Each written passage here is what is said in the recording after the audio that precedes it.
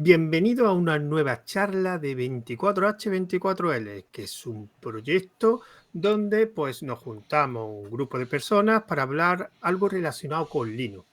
Y en este caso, gracias a David Vaquero, pues decidí que el directo generalmente es por YouTube, pues que sería por Twitch. Y como realmente, por un lado, David Vaquero es un desarrollador y Sergio Costas, que el otro invitado también es desarrollador, pues pensé que digo, bueno, pues en vez de hacer la charla típica que la emitimos tanto por Fediverse como por YouTube, pues ¿por qué no la hacemos por Twitch?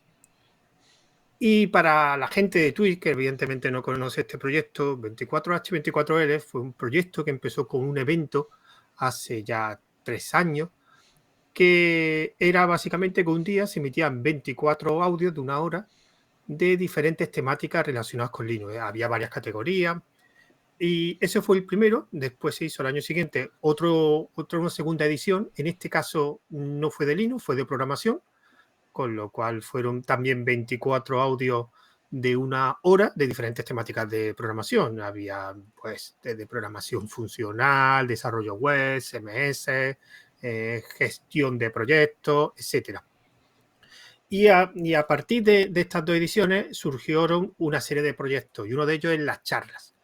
Las charlas, que de hecho Sergio y David ya han participado en algunas, simplemente es pues reunirse, como he dicho al principio, un grupo de gente para hablar de una temática relacionada con Linux. Y la de hoy toca ARM y Linux. Así que, y los 2 invitados, ya, bueno, sobran presentaciones, ya que estamos en su canal, que es David Vaquero.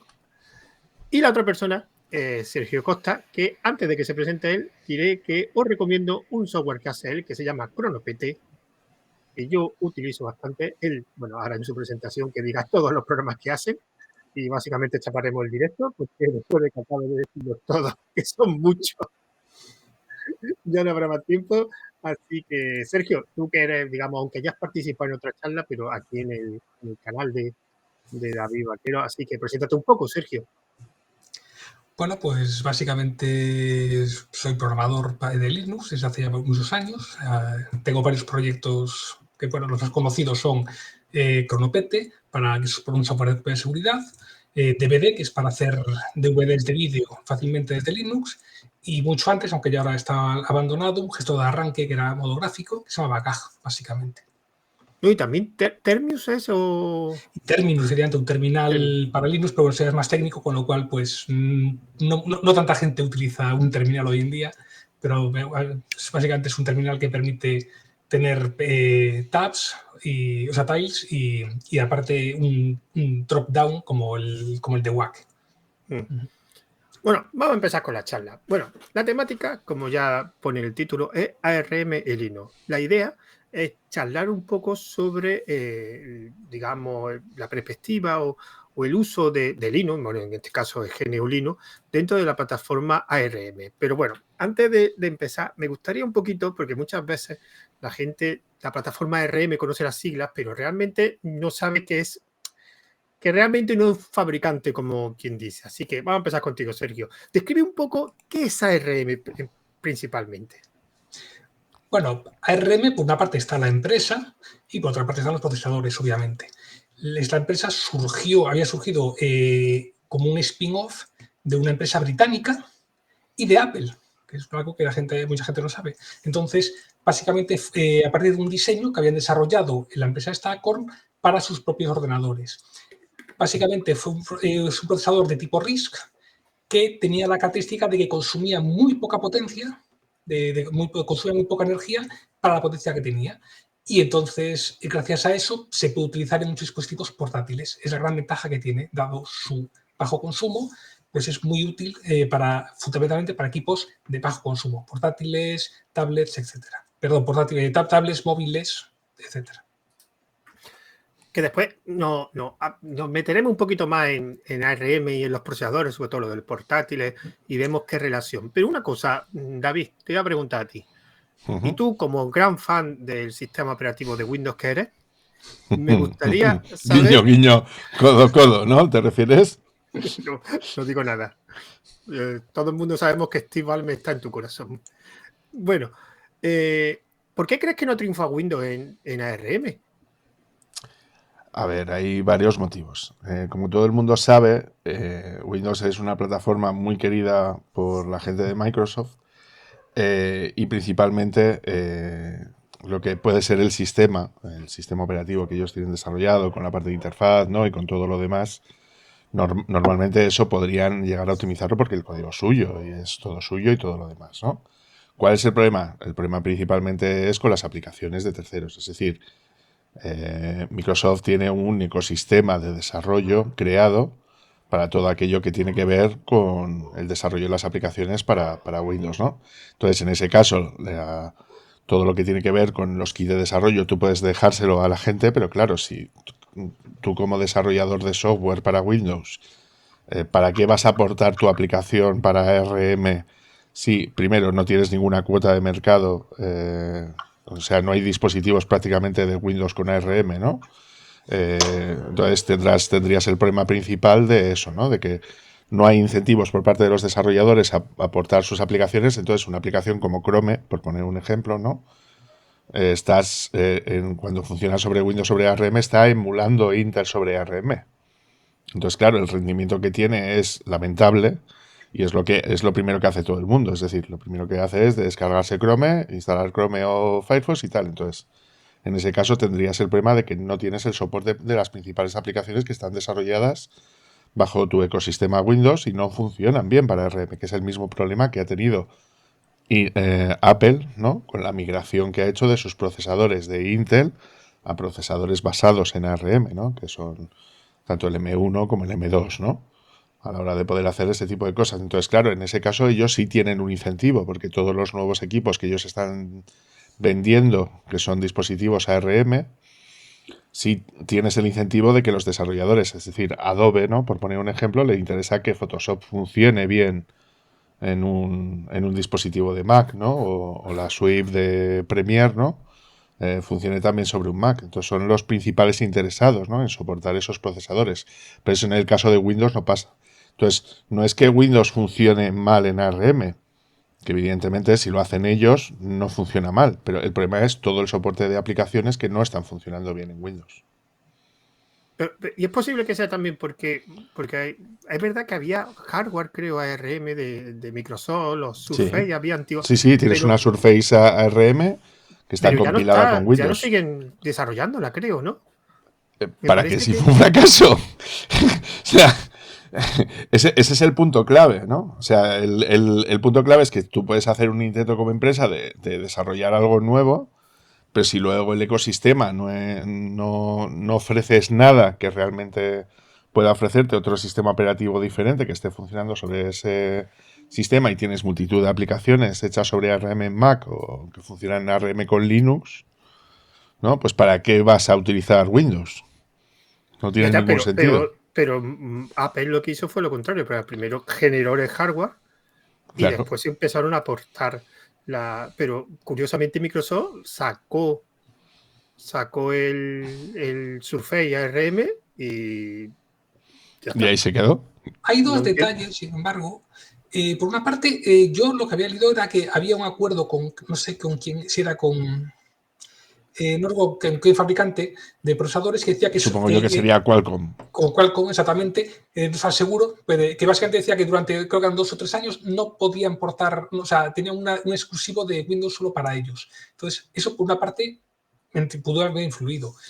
Por otra, también es cierto que, por ejemplo, Apple planea muy bien esas migraciones. A fin de cuentas, es el único fabricante. Entonces, ellos ya pudieron empezar a incluir la compilación de ARM antes de sacar sus equipos, con lo cual sacaban ya binarios duales, hasta donde yo sé. Que entonces ya lo que había compilado ya los últimos 2 o 3 años ya funcionaba nativamente en ARM. Esto también influye, por supuesto. Y que en el caso de Apple ya es la segunda migración que han hecho. Es decir, la primera migración... Bueno, yo la primera migración que conozco es cuando pasaron de sus propios procesadores, bueno, los de IBM, los PowerPC estos famosos pasaron a Intel, ¿no? Y luego de Intel terminaron pasando a estos nuevos Apple Silicon, ¿no? Y está la anterior del Motorola 68000 al PowerPC. Correcto. O sea, la primera fue el 68000 PowerPC a Intel y ahora Intel a ARM. Eso es. Pero en este caso yo creo que es un poquito diferente porque Apple lo que quiere es el sueño de cualquier empresa, que es o sea, su propia pila. Y claro, como él tiene dinero para montar su propio procesador, porque claro, es verdad que decían que es que Intel no le generaba procesadores de capacidad. Bueno, mira, aunque te hubiera hecho los mejores procesadores del mundo, pero aunque te hubiera hecho, a Apple le interesa siempre que los procesadores fueran suyos, porque eso es mejor para ellos. Y como aquí lo que hace falta es dinero, y a Apple dinero le sobra, de hecho, no te digo que en un futuro básicamente todo el hardware sea suyo. Creo que por ahora irá poco a poco, pero bueno, lo podría hacer. Hombre, pantallas no creo que haga O memorias. O memorias. Pero memoria, pero claro, porque también es verdad que... Bueno, también hay que olvidar que Apple en sí contrata para fabricar, o sea, los procesadores no los fabrica directamente, contrata TSMC y demás. Sí. Entonces, claro, al final fabricar memorias no le compensa, porque realmente siempre los que fabrican ya memorias les va a salir. Sí, pero porque tendría que diseñarlas, o sea, que es lo que hace con ARM. Y claro, diseñar memorias para no fabricarla, no sé si compensa, porque ARM sí es verdad que lo bueno de ARM es, claro, ARM realmente ellos lo que hacen es diseñan el procesador, no lo fabrican. Y pues tú compras la licencia, coges el diseño, lo modificas como tú quieras, pagando la licencia correspondiente.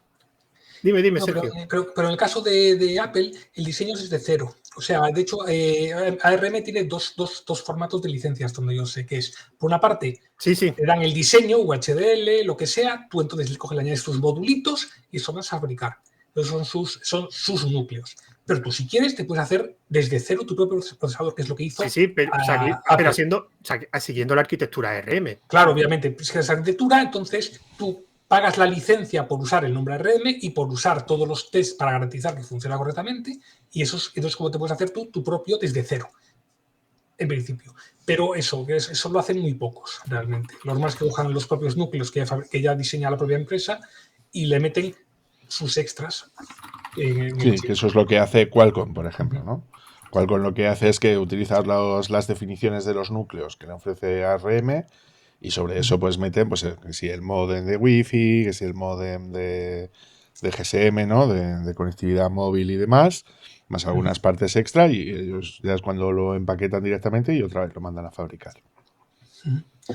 Claro, ahí Apple tiene la ventaja de, como fue uno de los cofundadores de ARM, tiene un poquito de... Aunque creo que ya lo había vendido todo. Creo que ya no estaba involucrado desde hace muchos años. O sea, que es algo nuevo para ello. Vamos a meternos ya en la parte de Linux. Bueno, una cosa, y ya me quitaréis la razón o no, que para mí el motivo principal que Linux tiene tanto soporte en ARM es solamente una palabra, lo define todo: Raspberry.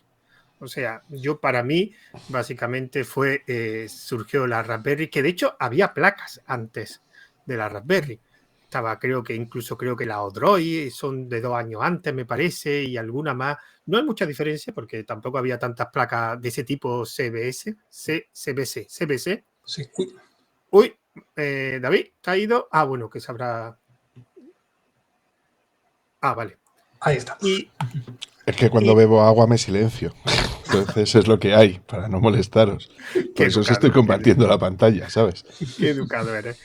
Entonces, yo creo que si no llegases por la Raspberry, no sé lo que hubiera pasado, pero sí es verdad que la Raspberry ha sido un gran salto de soporte de Linux, porque eso hay una cosa que difiere un poco a ARM de los x86, que los x86 básicamente tiene AMD, Intel, básicamente es lo mismo.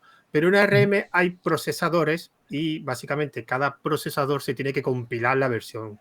Por eso tiene las distribuciones para Raspberry, pero también tiene otras distribuciones para las Pi 64, otras distribuciones para Odroid, otras distribuciones para NoPi, Banana Pi, Oran Pi, etcétera. No es lo mismo. Tú no haces una distribución de Linux para todos los ARM, sino tienes que compilarlo al final en cada placa, digamos. Esto es algo bueno y algo malo, o sea, pero bueno, ha dado el soporte tan grande que tiene. Realmente después, si te pones a pensar, tampoco hay tantas distros en ARM, o sea, básicamente de las que yo, digamos, uso mucho, o sea, o se conocen mucho, tenemos la de la Raspberry, que se llama Raspbian, creo que se llama, o no sé si le han cambiado de nombre. Sí. No. Yo contaría más 10pi, ARM Bian y poco más, porque sí, hay Fedora, hay Ubuntu, hay Arch Linux, pero por lo menos mi experiencia, no están tan mantenidas como esas. O sea, yo he utilizado Arch Linux en mi placa. Bueno, yo tengo una ROS 64, yo no tengo una... Bueno, tenía una Raspberry, pero no la utilizo. Y cuando he probado una Arch Linux, una Debian, no suelen estar tan actualizadas como 10Pi, ARM Debian o Raspbian. Que Raspbian también hay versiones para otras placas, me parece. Creo que vi por ahí, pero sobre todo para Raspberry. Entonces, básicamente lo que hay en Linux son distribuciones, o sea, fueran como un equipo. Para este tipo de placas CBC. No sé si para otro tipo de placas, porque creo que portátil ARM, creo que están los Chromebook algunos y poco más. Y equipos de sobremesa ARM, no recuerdo haber visto yo, a lo mejor para algunos. Pero de todas formas, la mayoría de los procesadores que se suelen ser ARM o suelen ser Broadcom o suelen ser... Ay, ¿cómo se llama esta marca? Allwinner. No, otra. La que tiene precisamente la que tiene, la que a mí me gusta más, que es la que tiene la ROS 64. Un momento que la tengo. Rock. La punta de lengua. Sí. Bueno, la punta de la lengua no, escribiendo en el Google. Rochi, que para mí personalmente, de las conocidas, la mejor procesador que hay de ARM son, digamos, los que más para este tipo de categoría de placas. Entonces, este es el panorama que te puedes encontrar ahora de Linux. O sea, distribuciones de Linux, pocas, también algunas más específicas para robótica y todo eso, pero realmente lo que hay es ese soporte. Distribuciones de Linux, porque yo después de distribuciones de Linux, básicamente al final es lo mismo, o sea, compilar la aplicación X, el núcleo y a tu placa y punto. No creo que el panorama sea muy diferente que hay. Es relativamente, porque el problema sobre todo de ARM es, al contrario que en los PCs, no hay una arquitectura estándar. O sea, el procesador es el mismo, es cierto, pero en los PCs, cuando arrancamos, sabemos que tenemos un modo gráfico Super VGA, que es compatible. Sabemos que el sonido sigue ciertas reglas, el AC97, etcétera, la tarjeta de red, etcétera. Eso no existe en ARM. Entonces, cada núcleo es, digamos, de su padre y de su madre, para la placa concreta. Luego, claro, el sistema, toda la parte de usuario, o sea, desde el sistema de en adelante, todo eso es común, es lo mismo, y puedes intercambiar, etcétera. Pero el problema es el núcleo y que no tienes tampoco, por ejemplo, una UEFI que te permita unificar cosas, ni un sistema de autodetección de dispositivos tipo plug and play, como si tiene PCI normal, PCI Expresso, etcétera. Entonces, el problema está en que al final tienes que usar los device trees para definir, pues esta placa tiene estos dispositivos, tiene no sé qué, entonces tengo que meterle este driver, no sé qué, no sé cuánto, tengo que configurar UBOT, que es el cargador, no se usa ni group ni nada, pues de esta manera, para esta placa concreta, porque tiene la memoria aquí, tiene la flash aquí, tiene no sé qué. Entonces, una vez que tienes ya todo eso y que arranca el núcleo, ya el resto sí es común a todas. Pero el problema es ese. Entonces, no existe esa unificación. De hecho, desde hace ya unos años, ARM está definiendo una especificación para servidores, precisamente para poder utilizar una sola distribución para cualquier servidor. Entonces, de ahí poder usar ARM en servidores. Es algo que es muy interesante, porque claro, cuando tienes una granja de servidores con 200 equipos, que consuma poco, es muy interesante, obviamente. Claro, yo quería comentar aquí también el tema de que, claro, estamos hablando principalmente de Raspberry, pero claro, debido a la escasez de componentes, ¿no?, que ha habido, sobre todo en los últimos 2 o 3 años, han empezado a florecer diferentes empresas diferentes a los que fabrican Raspberry, ¿no?, como posibles alternativas, ¿no?, a esta escasez. Porque si tú ahora intentas buscar una Raspberry 4, no la vas a encontrar. Así es. ¿Vale? De hecho, bueno, Raspberry triunfó por el precio realmente. Era una placa muy barata comparada con otras. Os voy a corregir a los dos. Todo el mundo habla con el precio. O sea, yo tuve hace tiempo, bueno, no hace mucho, hace un par de años, tuve un podcast sobre ARM, sobre este tipo de placas. Pero yo me centraba en la alternativa de ARM. O sea, no hablaba de Raspberry, hablaba de la alternativa. Y entonces, pues hice varios episodios donde... de hecho, uno de ellos fue buscar alternativas de la Raspberry con el mismo precio. Entonces, lo bueno que tenía Raspberry en comparación con los demás, que lo que he dicho antes, que incluso algunas están antes de Raspberry, era la distribución. O sea, principalmente que las podías encontrar a buen precio en Amazon. Yo, por ejemplo, y esto me pasó a mí, yo si quería comprar mi placa Reloj 64 en Amazon, lo más seguro es que estaba con ¿cómo se llama? Dropshipping.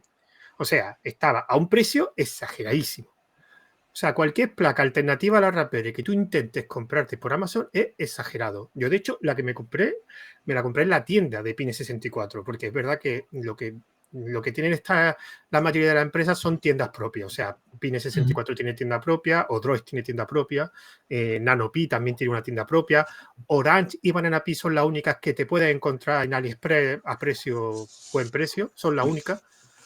Y lo que pasa es que las tiendas propias tienen un problema, que son los gastos de envío. Yo cuando me compré la mía, lo bueno que los gastos de envío no estaban muy, muy altos. Venían de Estados Unidos o de China, no me acuerdo de dónde venía. La empresa es de Estados Unidos, pero no sé si el store era chino o de Estados Unidos. Y el problema es que ahora, con el precio que tenía la Raspberry y con la distribución que tenía, pues te encontraban muchas ofertas, muchos diferentes precios, los packs.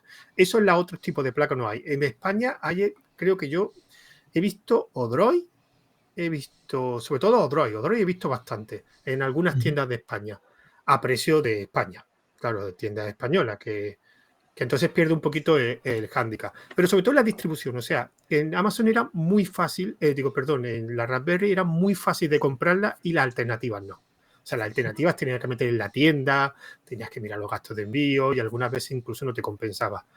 Y ahora con la subida de la Raspberry, yo hace poco volví otra vez a echar un vistazo y el problema es que también las alternativas están teniendo el mismo problema de stock. Es verdad que no vendes tanto como la Raspberry, sí es posible que te puedas encontrar algo, pero el problema que ha tenido ahora la alternativa y las tiendas propias es los gastos de envío. Porque claro, el subidón que ha dado también la empresa de transporte, los envíos, y se nota mucho. Y es verdad que a lo mejor a precios de Raspberry de comprarte una placa, un pack de placa de la Raspberry 3, creo que es la 3 o la 4, ya es que ni me acuerdo por cuál va. La 4. Sí. La 4. La 4 y te encontraban los packs que te encontraban antes por 60 euros, te equivalen ahora a 180 euros. Pues sí, a lo mejor una Pine 64 o una ROS 64 con los gastos de envío se te pone a 120 o 125. Pero claro, tenéis que entender que quien se compre este tipo de placa no se va a gastar más de 100 euros.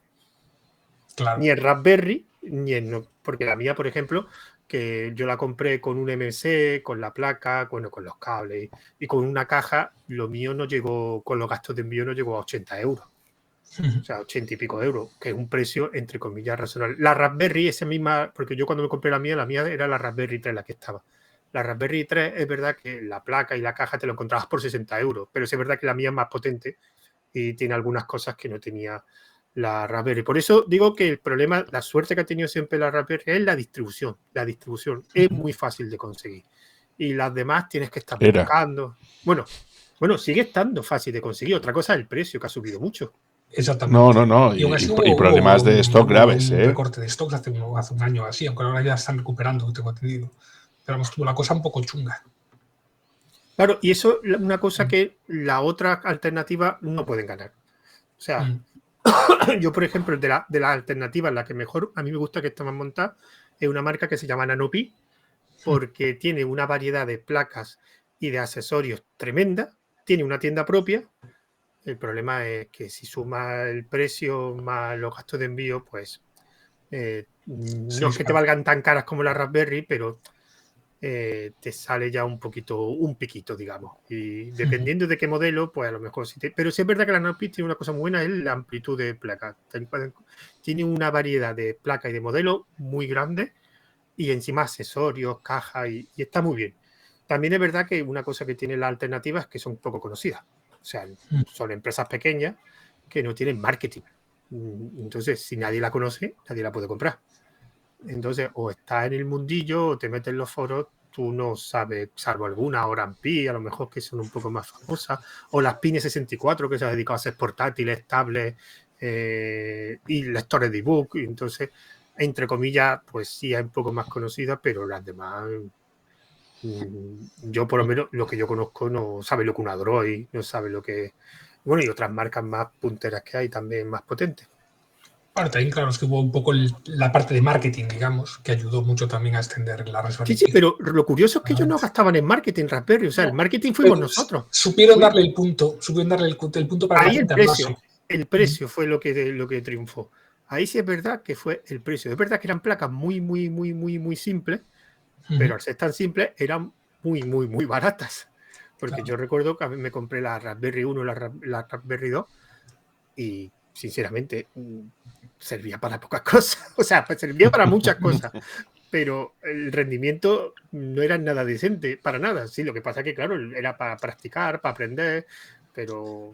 Sí, ni siquiera tenía coma flotante, me parece, que era la versión que sin coma, me parece. Ahora dentro de la No me acuerdo, yo me acuerdo que estaba la versión, yo tenía la versión de 512 megas, me parece, o sea que yo no era ni un giga, creo que no había, y había otra de 256, 256 megas.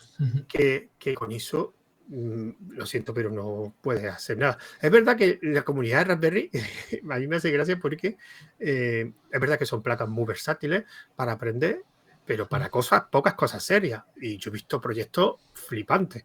Pero diciendo, bueno, la 3 y la 4 ya son bastante decentillas, ¿eh? Sí, son decentillas. Eso te quería yo decir, porque con la 4 puedes hacer verdaderas gozadas. O sea. No, pero ¿para qué? Exacto, ¿para qué? O sea, yo siempre tenía una discusión con la gente esta que intentaba utilizar una Raspberry 3 o 4. La de 8 GB a lo mejor sí, pero una Raspberry 3 o 4 como ordenador de sobremesa. Yo lo siento, pero se puede, pero tienes que estar buscando software de bajos recursos, tienes que buscar, o sea, si tienes que ya imponerte tantos límites, es que no, es como utilizar un portátil de hace 20 años, que sí, que le puedes meter una distribución de Linux ligera, ya, pero sigue teniendo 20 años y te va a servir para relativamente poco. Te sirve, pero te impone muchos límites. Así es. De hecho, claro, no hay que olvidar que, claro, ahora es con los, digamos, con los M1 y M2 de Apple y algunos concretos de Qualcomm así, que sí son ARM muy potentes, pero en general los ARM lo que buscan es bajo consumo, no alta potencia. De hecho, una cosa, digamos, está un poco reñida con la otra, no puedes tener ambas cosas a la vez realmente. Entonces, claro, lógicamente, si buscas más bajo consumo, la potencia va a ser la que es. No son procesadores en origen diseñados para sistemas de sobremesa. Son diseñados para sistemas de bajo consumo de tipo móviles, set-top boxes y demás. Es relativamente reciente cuando ha empezado a ser necesaria potencia, o sea, ARM con mucha potencia, realmente. Entonces, eso también hay que tenerlo en cuenta. Claro, es que es lo que tú dices. O sea, contra más bajo consumo, la potencia se resiente. Eso es así. O sea, tú consumes muy poco, significa que no puedes ser muy potente tampoco. O sea, puedes optimizarlo, puedes hacer lo que tú quieras. Bueno. Eso es matizable. Es cierto que, por ejemplo, el conjunto de instrucciones ayuda a optimizar. Por ejemplo, el problema que tienen Intel y AMD son que cada instrucción es de un tamaño diferente. Puedes tener instrucciones de 1 byte a instrucciones de hasta 15 bytes. Entonces, cuando tú quieres, si quieres ahorrar energía, tienes que procurar ejecutar todo lo que puedas en paralelo. Y para eso significa tener separadas las instrucciones y saber cuáles puedes ejecutar o no. Con ARM eso es trivial, porque todas las instrucciones son 32 bits. Entonces, puedes coger, y de hecho eso es lo que permite a Apple conseguir unos procesadores ARM tan rápidos y a la vez con un consumo mucho menor que los de Intel o AMD. ¿Por qué? Porque ellos pueden coger hasta 8 instrucciones en cada ciclo de reloj para analizarlas. Intel y AMD están en 4 y ya es un juego de bolillos de transistores, de puertas lógicas que sencillamente es que ya dicen que es imposible pasar a más instrucciones. Sí, pero no solo eso, Sergio, en cambio, que aparte, con ARM, en el caso de... con lo que es instrucciones de tipo RISC, es muy fácil hacer esa segmentación. Y eso entonces es una baza a favor de ARM en este tipo de cosas. A ver, que lo que yo creo que es importante que hay que tener en cuenta es que también ayuda el proceso de fabricación que utiliza Apple, que es literalmente es el proceso de fabricación más potente que tiene TSMC, que por supuesto eso le permite meter muchos más transistores en un espacio mucho más pequeño, lo cual ayuda a la optimización de la eficiencia que se está aplicando en un determinado momento. Es decir, que no solamente los núcleos son mucho más potentes que los normales que ofrece ARM por defecto, sino que aparte el proceso de fabricación sobre el cual se está realizando, que son los 3 nanómetros de TSMC, Entonces, claro, la combinación de las dos cosas es que ya ARM suele gastar poco por defecto, que encima utilizas un sistema de fabricación que es a 3 nanómetros de TSMC, que es el más avanzado que hay a día de hoy en el mercado a nivel mundial. Pues claro, tienes un combo súper importante, que era lo que le decía yo a José antes, de que no es cierto. Es decir, que por ejemplo, para tareas concretas, que es lo bueno que tiene ARM, que puedes programar tareas concretas dentro del procesador a la hora de poder hacer las cosas, ¿no? Cosa que con un procesador de tipo CIS es mucho más complicado de hacer por cómo está construido. Entonces, la combinación de las dos cosas te hace que en muchas tareas, que son las que le interesa a Apple, sea un procesador súper rápido que le da sopas con ondas a cualquier Intel y a cualquier AMD. Sí, Ahí, sí, sí, sí, sí, sí, o sí, sí. sea, Eso David, te lo demuestro yo cuando quieras. y yo te lo demuestro que he visto análisis a punta pala. O sea, en eficiencia energética, los ARM de Apple se comen a todo, todo, todo. Ujú. Ahora, en potencia bruta, ya te digo que los nuevos Intel y los nuevos AMD tienen cosas que decir. De hecho, yo he visto análisis que en multinúcleo o en mononúcleo, en algunos casos siguen dando. Pero es que, vamos a ver. Vuelvo a repetir lo que he dicho antes, José. Para las tareas concretas que le interesa a Apple, Ya, pero te estoy diciendo en ah, general. O sea, Claro, no, pero ahí, pero me refiero, es que la manera de diseñar un chip de ARM no es la manera de diseñar un chip de Intel. Es lo que te intento decir.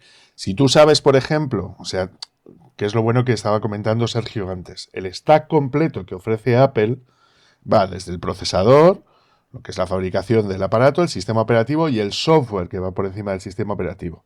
Entonces tú, si por ejemplo utilizas Final Cut, ¿no? Que por ejemplo es el editor de vídeo que fabrica la propia Apple para para el propio Mac, para el propio procesador de Apple, en esas tareas concretas que son, repito, las que le interesa a Apple, eso va rápido que flipas. Y de hecho va mucho más rápido que cualquier otro procesador, en que incluso tarjetas de vídeo específicas a la hora de poder hacerlo.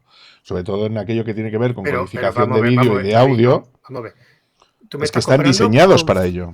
con Final Cut, con la herramienta que utiliza Apple, pero tú lo Correcto. pruebas con un DaVinci Resolve y un DaVinci Resolve funciona también muy bien porque está optimizado también, de hecho está optimizado para NVIDIA, tiene optimizaciones para NVIDIA y de hecho una de las cosas que más falla, o sea, falla entre comillas, con unas comillas muy grandes, es las tarjetas gráficas de Apple, que han mejorado mucho, pero todavía no llegan a 4090.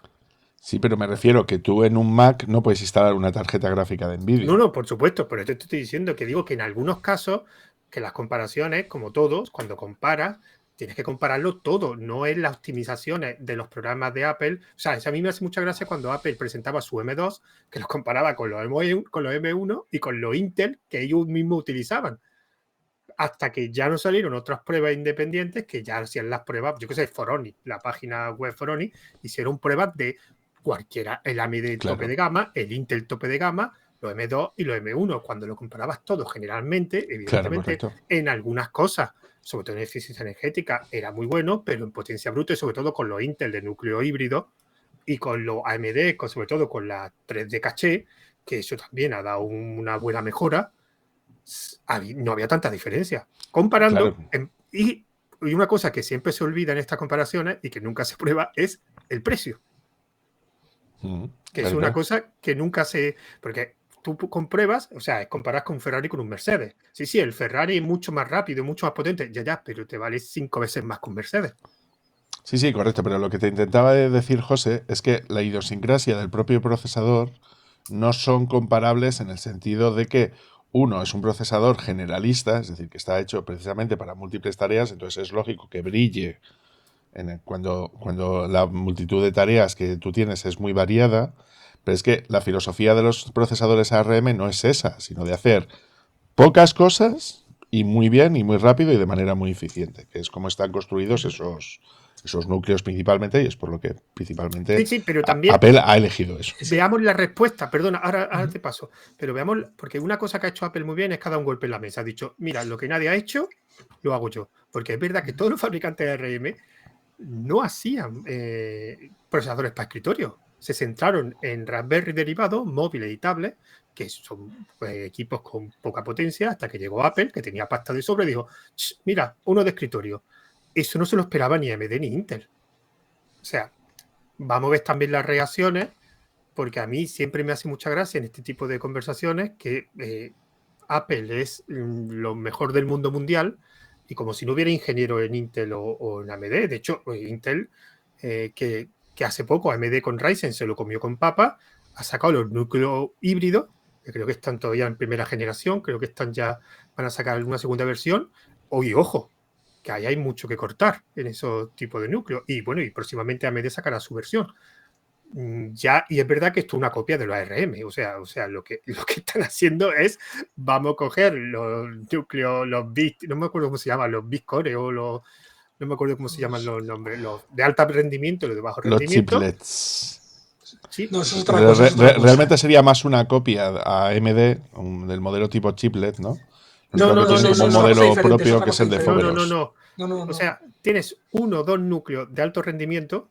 Esto, por ejemplo, yo sé que los Samsung los venían, los ARM Samsung, de hecho. Vale, que te refieres a los dos tipos de cores, ¿no? Sí. Los cores de alto rendimiento y los cores de eficiente. Sí, que eso creo que el primero que lo hizo, creo que fue Samsung, los procesadores Samsung. Sí. Y claro, están copiando y evidentemente no van a llegar, pero claro, yo siempre pongo aquí el mismo caso. Por un lado, los ARM van a subir cada vez más de potencia. También van a subir de consumo. Y los Intel y los AMD cada vez van a optimizar más el consumo. ¿A qué altura se quedarán?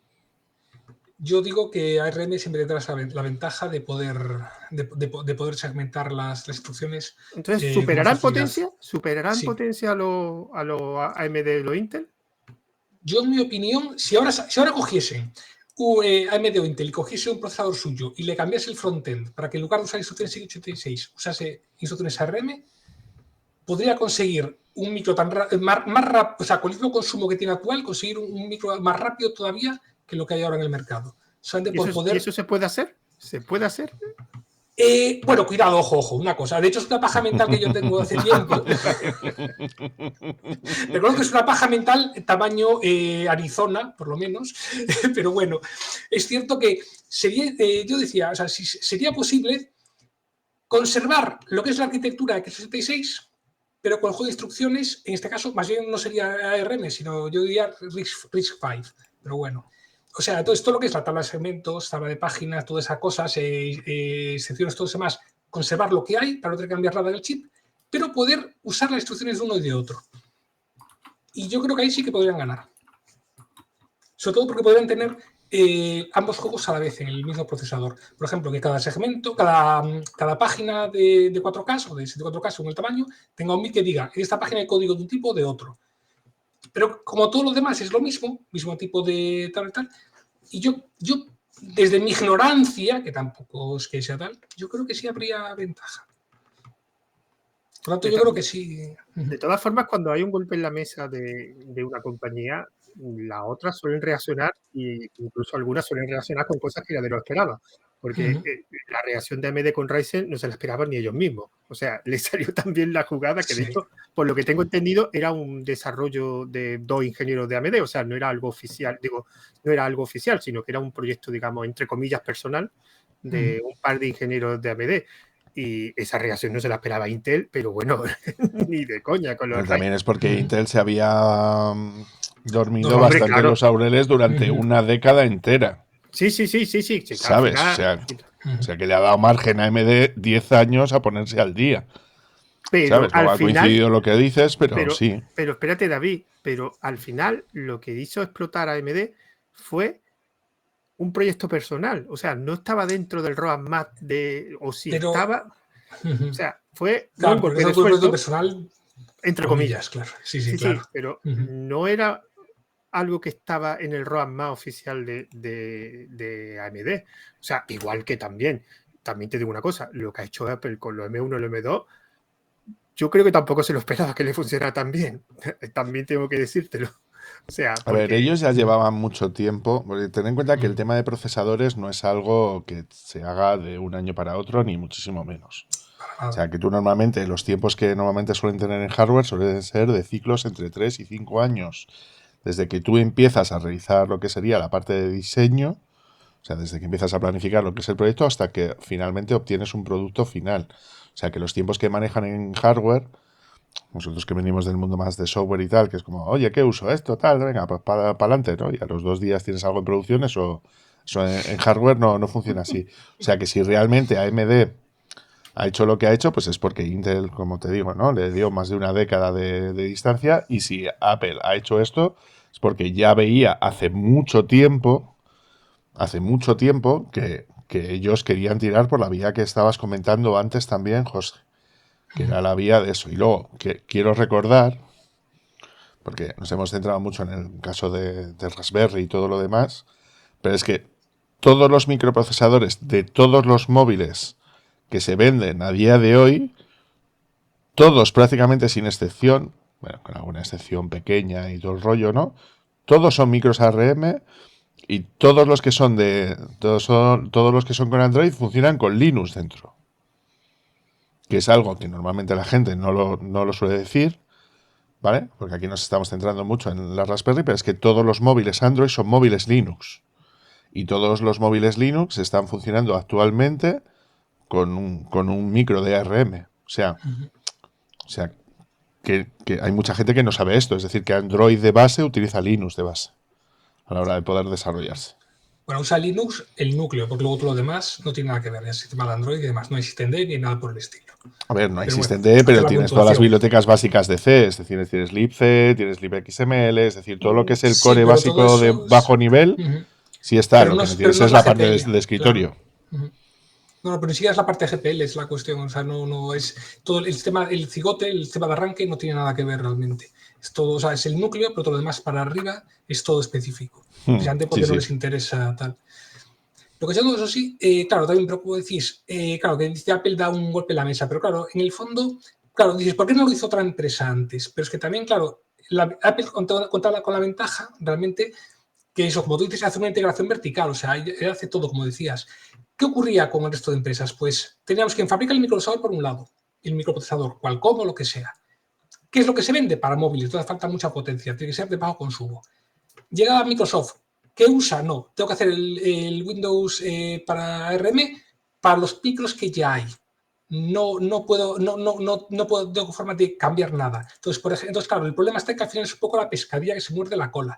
Apple, en cambio, pudo hacer una cosa que es añadir instrucciones extra que mejoran la emulación de x86. Con lo cual, las aplicaciones que antiguas que tienen que ejecutarse con emulación pueden ir más rápidas que con un emulador normal. Y eso sí es algo donde, por ejemplo, nadie iba a hacer para Windows en principio. No tendría mucho sentido porque estaría un poco una vez la pescadilla que se mueve la cola. Si la gente no compra equipos con ARM para Windows, no tiene sentido que haga un micro que soporte eso. Si no hay micro que soporte eso, Windows irá lento. Si Windows va lento, no tal. Bueno, y una cosa, Sergio, Apple, que lo he dicho antes, había una cosa que no le pasaba a Samsung, que Samsung también tiene un stack vertical, o sea, el sistema operativo puede, bueno, de hecho tiene un sistema operativo propio, que básicamente... Su modificado, sí. Sí, que es un Linux modificado, y todos los componentes los tiene, o sea, incluso tiene más componentes que Apple porque ellos fabrican pantallas, fabrican memoria, fabrican sistemas de almacenamiento, procesadores, y bueno, y placas también creo que soportará. La diferencia es que Apple tenía una necesidad, y ni Broadcom, ni Samsung, ni ninguna otra empresa tenía esa necesidad. Claro, tienes pasta y tienes necesidad, pues me tiro en plancha. ¿Qué pasó? Que Samsung podía haber hecho perfectamente lo que hizo Apple, pero ¿por qué? O por ejemplo, Nvidia, que esto es otro melón que quiero abrir, que esto siempre se nos olvida. Nvidia también tiene procesadores ARM y tiene una buena máquina. Pasa que están centradas mucho en algo que en Linux también está bastante, que es un ámbito que también se usa mucho, que es la inteligencia artificial. De hecho, quiso comprar ARM. Exactamente. Y no lo dejaron. No le dejaron, mejor dicho, perdón, no lo dejaron.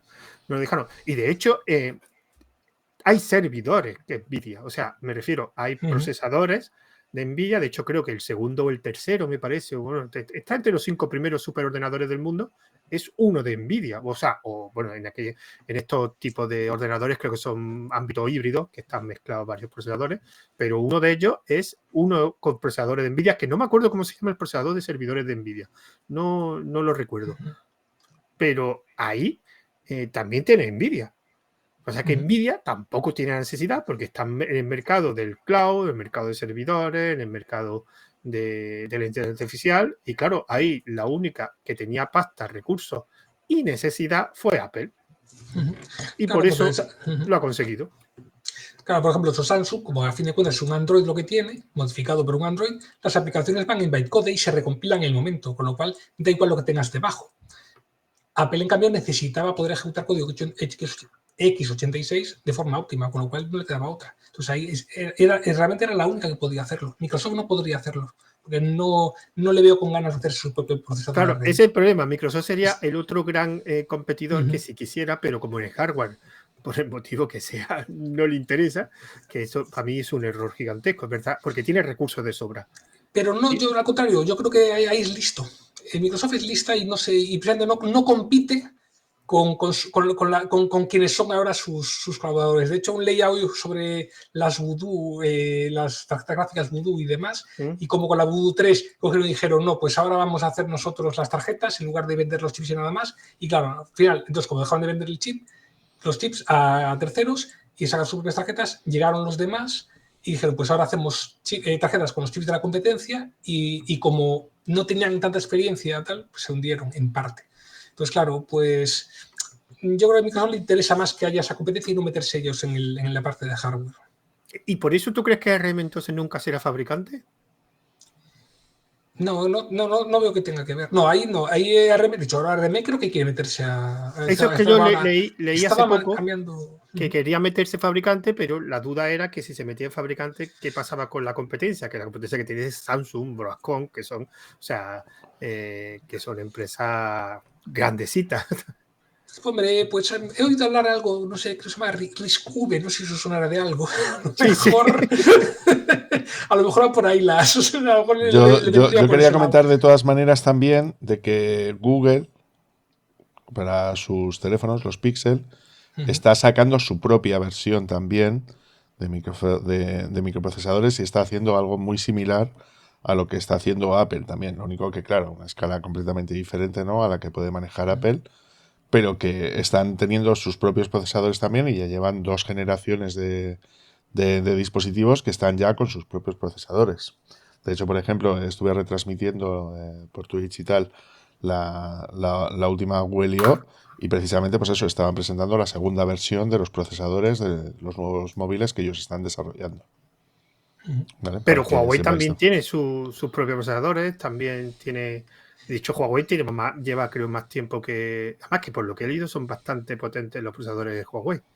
Bastante. Los Kirin, sí. Lo que pasa es que como está de capa caída ahora Huawei y ya me he olvidado, iba a decir otra empresa. Bueno, pues que de capa caída es que no le dejan hacer cosas. Sí, evidentemente. Y Amazon también tiene sus procesadores porque utilizan sus servidores, creo recordar. Sí, justo lo tenía por aquí abierto, José. Se llaman los Graviton, ¿vale? Que son procesadores específicamente diseñados para temas de servidor y que están fabricados directamente por la propia Amazon. Y son procesadores ARM, pero del ámbito del servidor, que están, pues evidentemente, optimizados para cargas de servidor, ¿no? Que era lo que estaba comentando antes Sergio, ¿no? Claro, pero la cuestión está, o sea, Google diseña su procesador, pero el núcleo también lo diseñó él, o el núcleo es o sea, lo que es el core en sí es el de ARM y le añade sus cosas como el famoso, el tensor, el de redes neuronales y demás. Porque te lo miro. Creo recordar que en la licencia que paga Apple, la paga también Samsung. Lo que pasa es que Samsung no sé si ha diseñado desde cero, pero la paga la licencia y Google también la paga, creo recordar. Otra cosa es que le haga uso, o sea, que le ha dado tiempo a diseñar su propio... pero ese tipo de licencia, que la tienen muy pocas empresas porque parece ser que vale un pastón enorme, que la paga Apple, que lo último que yo leí, Apple, bueno, alguna empresa más seguramente, pero Apple, Samsung y Google las paga esas 3 licencias. Lo que pasa es que por ahora, que yo sepa, la única que ha dado un uso completo ha sido Apple, porque Samsung creo que no lo hace desde cero, sus procesadores, no lo sé, ahí ya no llegó. O sea, yo entiendo que te refieres a la licencia para usar los programas de test para poder diseñar tu propio núcleo y exactamente. Leí una vez un artículo sobre los tipos de licencia que hay de ARM y esas 3 empresas las tenían, Samsung.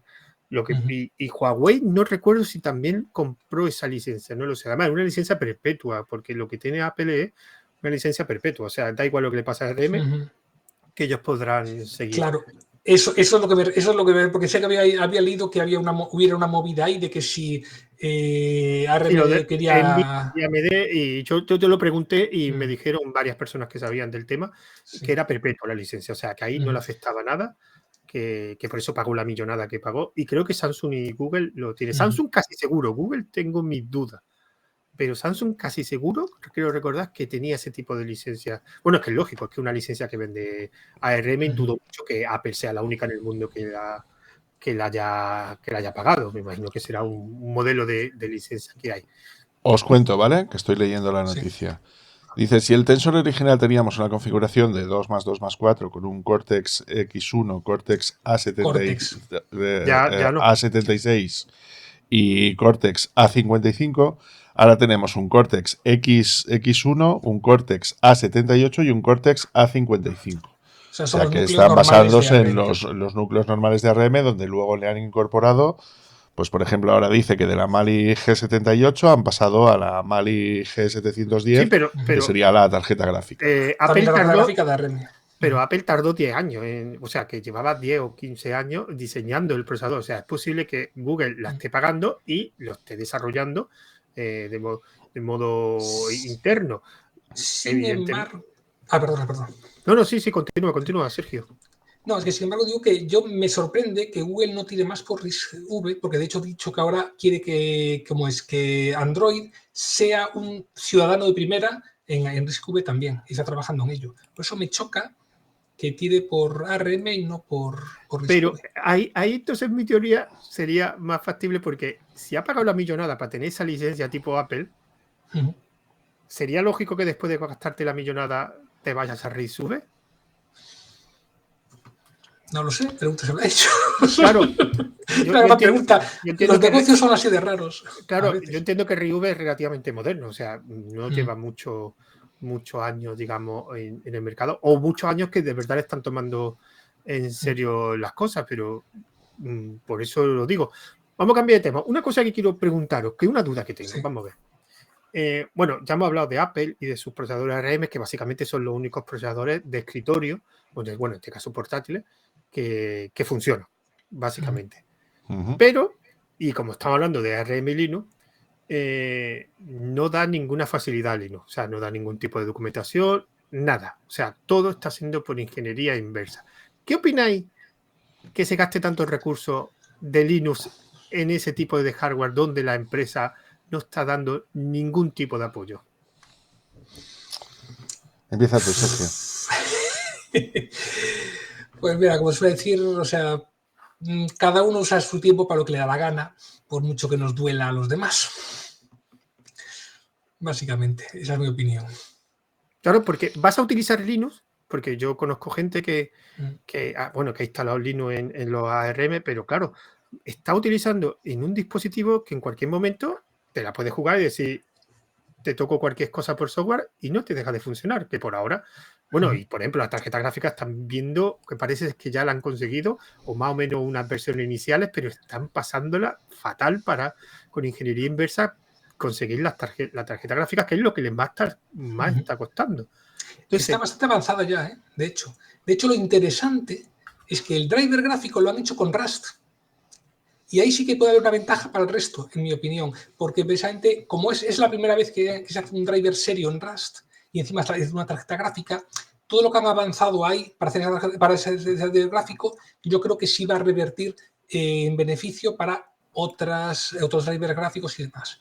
Ostras, pues una putada para el 6C++, que era el nicho que le quedaba totalmente de monopolio para ellos, que era el tema de firmware y drivers. Como les tire un driver de Rust bien, va a ser un problema para 6C++, porque... A ver, C++ no pinta nada en el núcleo, creo yo, en mi opinión.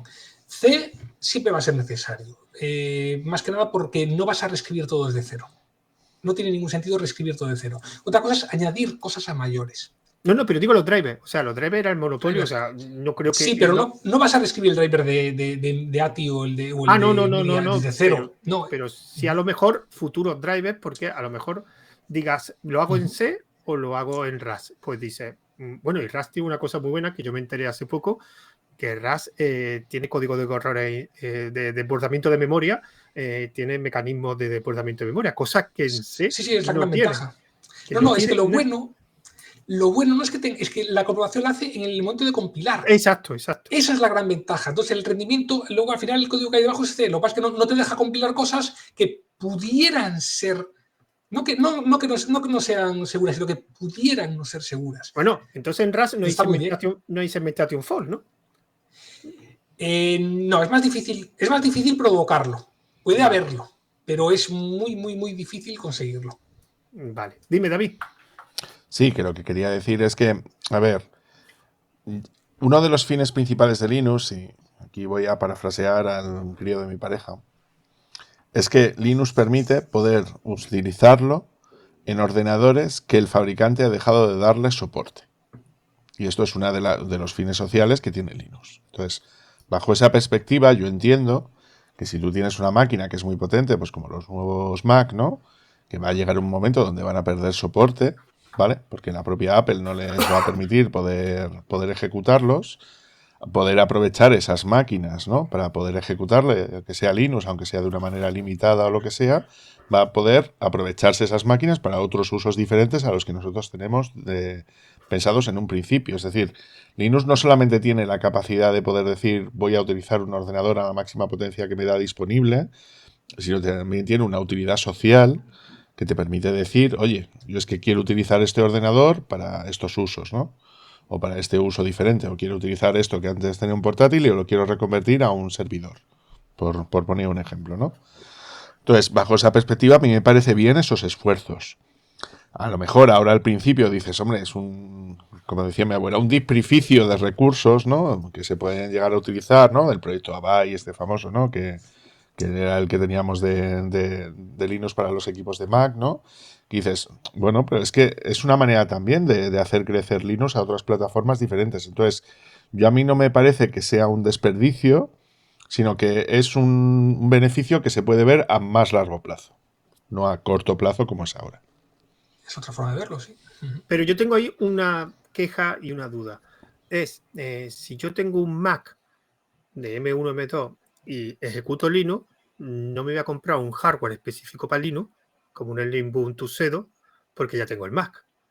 La diferencia es que si yo me comprara un Ubuntu Sedo, estoy fomentando hardware para Linux y optimizado para Linux, y en cambio, si tengo un Mac, no.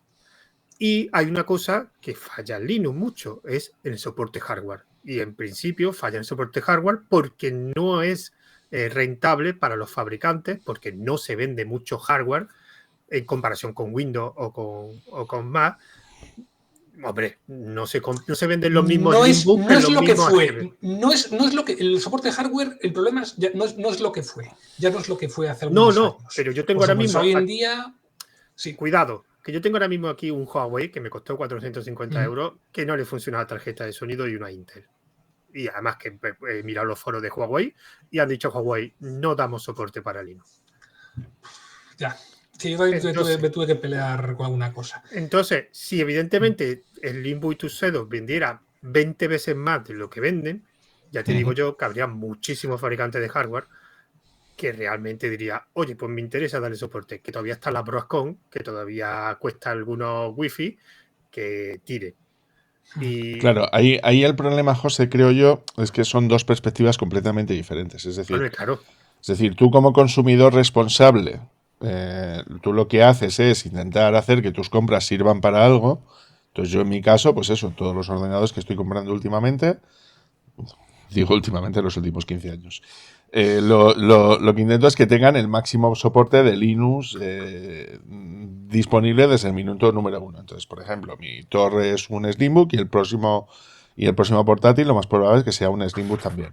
Pero es que antes de que yo conociera Slimbook, yo ya estaba haciendo compras, por ejemplo, de Dell, porque eran los únicos que ofrecían portátiles con un soporte Linux garantizado por parte de la empresa, pero te enmendo la plana aún más, y es que en este tiempo que ha pasado, ya no solamente están esas empresas, sino que, por ejemplo, Lenovo se ha unido también a que gran parte de la gama ThinkPad P tiene soporte nativo ya de Linux, auspiciado por la propia Lenovo. Es decir, ya estamos hablando de dos grandes empresas multinacionales que no deben de pensar como tú, que es un sector tan pequeño en el que no merece la pena invertir a la hora de hacer temas de ese estilo, sino que lo están viendo de una manera diferente, porque si no, no estarían dedicando dinero y proyectos dentro de la empresa para cubrir esa necesidad que ellos sí han visto, que es que hay muchos equipos que se solicitan directamente con Linux para dar soporte a desarrollos de ese estilo y sobre todo soporte específico para temas de inteligencia artificial, machine learning y cosas de ese Pero estilo. ahora continúa, pero después te voy a responder a por qué Lenovo y esas compañías lo hacen y cuál es el fallo que veo ahí. Pero continúa, Por dinero. continúa. Claro. No es por dinero. Ahora sigue el razonamiento, David. Broma. Bueno, que lo que quiero decir es que evidentemente eso sería desde la perspectiva del usuario. Yo no voy a comprar un equipo que no tenga un soporte garantizado por parte del fabricante de que venga con Linux garantizado, que me va a funcionar todo y que me vaya a dar un soporte durante mucho tiempo a nivel de, pues eso, de firmware y todo lo demás de los distintos dispositivos que él tiene definidos. O sea, eso es una decisión que tú tomas como usuario. Otra cosa es que tú como comunidad, es decir, como comunidad de software libre o como comunidad de Linux, decidas dar o destinar esos recursos a otras plataformas que sean diferentes a esas. Pero si tú ya tienes empresas que están haciendo esa labor, evidentemente los recursos se tendrían que ir a otras labores diferentes. Pues dentro de esas labores diferentes estaría el hacer funcionar Linux en un ordenador de Apple. Y lo veo perfectamente legítimo por el mismo argumento que te he dado antes, de dar soporte a equipos que a medio o largo plazo puedas seguirlos utilizando, pero utilizando Linux de base. Ya, pero yo soy de los que doy soporte o preferiría recursos para determinado hardware donde el fabricante apoye o no bloquee ese tipo de desarrollo. Porque si bloquea, que es lo que está haciendo Apple, porque Apple le han dado peticiones por todos los lados para que le ofrezca documentación, que es como hacía Nvidia hasta hace nada y menos. Y es lo que me hablaba antes de empezar el stream. Y Nvidia lo ha hecho ahora. Está intentando abrir la puerta un poco simplemente porque está viendo que AMD se está comiendo el mercado de Linux y sabe que tarde o temprano ese mercado. Pero lo que te iba a decir perdón, de las marcas que están ofreciendo equipos es porque están viendo, bueno, y es verdad que, como ha dicho Sergio, algo tiene que ver el dinero, está viendo un mercado. Y el mercado es aquellos programadores, administradores, y por eso solo sacan productos de gama media alta. Porque yo lo que me pasó cuando yo me quise comprar mi portátil, yo tenía un presupuesto de 450, 500 euros porque era un portátil que era secundario y no me iba a gastar más. Y, por ejemplo, el Limbo de 700 euros no bajaba. O sea, yo no encontré literalmente un portátil con soporte para Linux por menos de 700, 800 euros o más. Bueno, y a partir de 1000, todos los que tú quisieras. O sea, tenía Lenovo, tenía HP, bueno, HP no, pero Lenovo, Dell, el Limbus, Tuxedo, System 76, pero más de 1000 euros. Yo no quería un portátil de 1000 euros. O sea, ahora mismo el problema, esto yo lo he contado más de una vez, el problema del hardware para Linux es que tienen que bajar de escalón. Tienen que bajar. Están los Chromebooks, vale, pero bueno, los Chromebooks. Eso es otra historia. No, pero sí, ¿sabes lo que pasa con eso, José? El problema es que las empresas que se dedican a eso, hablamos de Limbo, de Tuxedo, de System 76, esas son ¿no? pequeñas, esas no Sí, creo sí, que por bajen. eso te estoy diciendo que el problema que tienen esas, o sea, te voy a dar la explicación de por qué esas no pueden hacer eso. Y tendría que hacerlo una grande, ¿vale? Las pequeñas tienen el problema de que tienen una capacidad productiva y tienen unos medios base para poder hacer las cosas. Entonces, si ellos, el problema que tienen los equipos de gama más baja, vamos a decir, ¿no? Es que tienes menos margen de maniobra a la hora de poder hacer las cosas. Entonces tú, si no tienes el brazo financiero o la capacidad financiera para financiar un diseño y una preparación, aunque puedas prever que puedes llegar a vender muchos, también te requiere hacer un pedido de muchos. Entonces, si tú no tienes el brazo financiero para financiar esa operación, no vas a poder hacerlo. Ese es el motivo por el cual una empresa pequeña como el Limbo, Tuxedo, System 76 no son capaces de poder hacerlo. Pero David, es que ya pasó. Es que no olvidamos que eso ya pasó. O sea, hubo dispositivos baratos con Linux. El problema es que fue de puta casualidad lo consiguieron. Los EPC. Exactamente. O sea, Asus sacó, que yo creo que ni ellos mismos se pensaban que iban a vender tanto. Yo tuve uno. Sacaron los EPC con el no sé cómo se llamaba la distribución de Linux. No era una de las famosas, era la primera. Era Era buenísima. la propiedad. Era una propia, además basada en Debian. La verdad que estaba muy bien, a mí me gustó mucho. Además que venía. Y se inflaron de vender. Y al vender tanto, sacaron los HP, después llegó Microsoft, hizo la rebaja del Windows y dice, venga, os lo vendo a un euro. Y entonces empezaron a ponerlo los Windows. Pero durante una época había Linux a mansalva. Yo me acuerdo ya a Carrefour y encontrarme 4 o 5 netbooks de diferentes marcas, todos con Linux.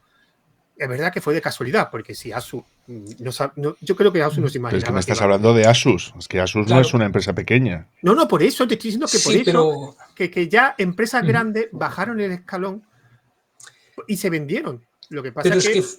Dime, Sergio. Pero es que en realidad la cosa tampoco fue así, es que realmente fue un cúmulo de cosas, realmente. O sea, por una parte fue, parece que Asus tenía un montón de pantallas pequeñas, de las de 7 pulgadas, que no sabía qué hacer con ellas, poco menos, por lo que tal. Entonces fue un poco de que hicieron un producto juntando cosas que tenían, digamos. Entonces, claro, aquello no da para mucho, entonces si le metían un Windows, aquello no tiraba, entonces tenían que tener un Linux sí o sí. Y la cuestión fue que en aquel momento todos los portátiles, más que portátiles, eran arrastrables. Eran cacharros con pantallas gigantescas, pesados. De pronto apareció un portátil pequeñito que te podías llevar cómodamente a todas partes y todo el mundo lo compró porque era decir, eso es un portátil, o sea, no es un cacharro que me pesa cuando llevo la mochila, que me ocupa todo tal. Es una cosa pequeña y muy manejable. Pero era incómodo, Sergio, ¿eh? Era incómodo porque yo para escribir... yo lo utilizaba en aquella época, daba cursos y yo hacía los temarios en ese portátil porque es verdad que pesaban ahí menos, pero escribir, ostras. Claro. Luego sacaron la versión de 10 pulgadas que ya era otra cosa, que ese que yo me compré. Pero... Y ya era tal. Pero para hacer presentaciones, para hacer cosas rápidas, etcétera, era maravilloso. Claro, entonces de pronto llegó Apple y sacó su versión, que fue el Air. Y todo el mundo dijo, vale, esto es como tienen que ser los portátiles de ese momento. Entonces, por eso ahora tenemos los portátiles delgaditos, etcétera, y muy ligeros. Pero fue un poco ahí la cosa. O sea, realmente, de hecho, le habían preguntado a Apple por qué no sacaba también un netbook, o sea, un de estos, y decía, no, es que nosotros no podríamos hacer algo así porque no es nuestro estilo. Claro, luego sacaron con su estilo y todo el mundo le copió. Es que vamos a ver. Entonces, fue una casualidad, pero fue eso por todo el... Apple lo hace bien. Lo que pasó. Es que Apple lo hace bien. O sea, ¿por qué me voy a gastar? Pero claro. O sea, ¿por qué voy a sacar un producto de menos de 500 euros si puedo sacar uno de 900 y vender lo mismo? Entonces, ¿para qué me voy a preocupar en buscar un diseño de menos de 500 cuando lo puedo vender por el doble y voy a vender lo mismo? O sea, es que... Claro, pero supo quedarse con la clave, que fue hacerlo ligero y pequeño. Bueno, esa claro, fue la clave. Es que cuando tienes más recursos, tienes más margen, sobre todo lo vendes más caro, lo tienes más margen y te permite hacer diseños más avanzados. Igual que no existe un Air de menos de 500 euros, ni existirá, porque es imposible por coste, nadie no se lo podría permitir. Pero es el último escalón que le falta a Linux, o sea, sacar ya productos de gama baja. O sea, porque eso también... ya pasa con los Chromebooks, o sea, Chromebooks son productos de gama baja y se han vendido muchísimo. Sí, pero porque están pensados para trabajar desde la red. Entonces, claro, no son realmente equipos de No, pero me refiero a que es un producto de gama baja que tiene una finalidad y que se venden. Pero ¿por qué no lo hacen esos con portátiles de 400? No lo sé. Porque para eso la gente quiere Windows, quiere Office. La gente quiere Office. Te digo una cosa. Y no le pongas LibreOffice, que no te lo quieren. Te lo digo por experiencia. O sea, estoy harto de pelearme con pero yo el LibreOffice, en muchas administraciones, en muchos ayuntamientos, lo obligan a poner. Y conozco, por ejemplo, el ayuntamiento donde yo estoy, en mi ciudad, hay muchos LibreOffice, muchísimos. Sí, pero en la casa no. Obligaron. Claro, pero el problema está, por ejemplo, y me lo dice, pues tengo una prima que es que eso dice, no, es que yo he probado LibreOffice y aparte ya entiende muy bien lo del software libre y demás.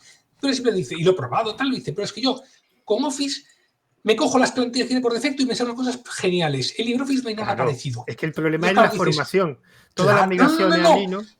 Es que el problema está en que ella tiene formación, ella se apaña bien, pero ella dice, es que comparo los resultados de uno con otro y me supone el triple de trabajo en LibreOffice porque no me trae tantas cosas ya por defecto y tengo que currármelo yo más. Entonces, ese tipo de cosas. Yo creo que es más zona de confort. O sea, que por supuesto, pero tampoco es hasta el punto porque se cambió muy fácilmente a Mac también ella, ¿eh?